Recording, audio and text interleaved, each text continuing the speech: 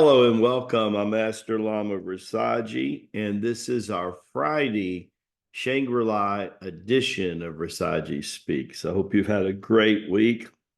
Buddy, howdy. We've been busy at COC and PFL. Some things are booming. As you're probably listening to this, I'm probably walking right now some Tennessee property, looking for our ranch right now. Send me some good chi and wish Lama G well.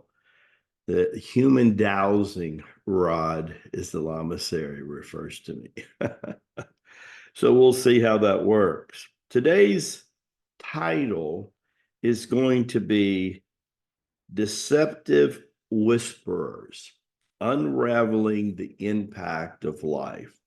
I thought this was a pertinent background because I'm thinking about how deceptive countries, deceptive governments, deceptive monarchs work in the shadow in order to control people, to control masses. So, what they do, they have a few people in their courts and they pass the deceptive whispering. And then those people go out and do what they're doing, like the brown shirts in Nazi Germany. Today, socialism is showing its head almost everywhere we look today. But these guys represented the light of truth. And Jesus said, and I think it's very pertinent what he said in today's lesson, but also with the coming of the year 2025, which is the year we'll arrive. It's going to be the year of the snake. And what did Jesus warn the children of light when dealing with the children of darkness? What did he warn us to do? He said, you must be as wise as serpents. You must be as wise as serpent. Let's think about the year coming on and see how wise that we can be. So they were the Magi. They were wise as serpents. They sent people out checking on Herod, wondering what Herod was up to and what was Herod in the process of doing. Well, there were too many advisors constantly talking about the coming of a Messiah. That's right, that a coming of a Messiah would happen. So Herod began to whisper to his cohorts. And what they did was they implemented a census. Sound familiar? A census. And they decided to check who the first and second born were going to be. Then, over a period of time, they fine tuned it to be children 2 and 3 years old. At first, it was 1 to 2 years old. Later, as the Magi made its way through his kingdom, boy, Herod was really deep. 3 magistrates from 3 different countries came in and left without paying any reference to him. Buddy Howdy, that stirred his ego to no end. It made him so aggressive that he increased the age of killing firstborn children, especially male childs, all the way up to age 3. Can you imagine? He's going through all of Judea with the soldiers. These were soldiers that represent the Jewish government. These were not Roman soldiers. These were Jewish soldiers killing their own people. It's pretty wild. The chosen people, right? Killing their own people. Well, that wasn't the pious Jewish person of the time. Obviously, they had nothing to do with it. But the magistrate did. The magistrate did. And Herod was a very corrupted individual. Junior, his son, later will be just as corrupted, but he'll be more interested in drinking and getting drunk and, and having orgies and things like that. That's what he'll be interested in.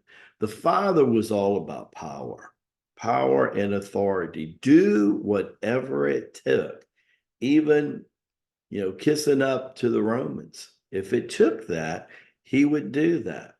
He would pacify the Pharisees and the Sanhedrin here. Then he would pacify the Rome here. And he was the mediator. He had Pilate and Antipas in his right hand and the other one in his left. And he used the passive aggressive technique that the dark side uses, funneled by ego and darkness, right? When we're dealing with that ourselves, we got to really be careful of it. On the outside, we appear to be wholesome, light, holistic, but then we're sending nasty emails to people on our team from time to time, sending nasty emails to one of the members or texts and all this kind of stuff. What is that about? Where is that coming from? It ain't coming from here. I can grant you that. It's not coming. This is where our mirror meditation brings forth the light of truth. Imagine the light of truth of these three magi that were sent by the Lamasery to be emissaries of the Lamasery. Just like Lamaji today is the spokesperson, emissary of the entire Lamasery. A lot of times people forget that, which means I carry with me the total authority of the Lamasery, unspoken, unchallenged. It's the way that it is. Sometimes people love it. Some people don't like it. Sometimes they're teachers. They don't like it. Sometimes they want to get around their certifications and do things the other way. Commissary does what it does for purpose, always purpose, not by accident. They do what they do to honor the light of truth. If you're getting that you're supposed to become a teacher to represent this organization, that means that you're being guided to teach the way it's supposed to be taught. Go through the certifications the way that they're supposed to. They're designed that way, not to try to see what you can get around with or away with by not doing that. That is the snake squirming again, right?